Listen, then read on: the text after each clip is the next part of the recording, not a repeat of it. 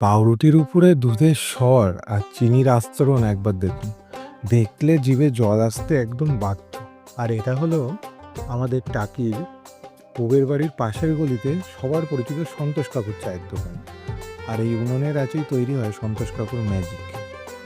পাউরুটিটা মাঝখান থেকে কেটে মাটির উনুনের গনগনে বেশ আঁচে কড়া করে সেঁকে নেয়। এই পাউরুটি শেখার গন্ধটা আমার দারুণ লাগে, কিন্তু আসল খেলাটা শুরু হয় এরপর।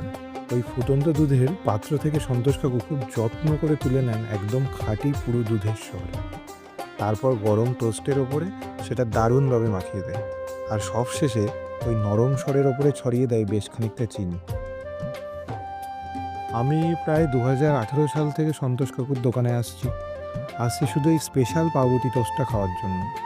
প্রথমে 10 টাকা করে দাম থাকলেও এখন দ্রব্যমূল্য বৃদ্ধির বাজারে সন্তোষ কাকু মাত্র 15 টাকায় দাম রেখেছে। গরম চা আর এই সরচিনির দেওয়া টোস্ট জাস্ট স্বাদ ভোলা যায় না।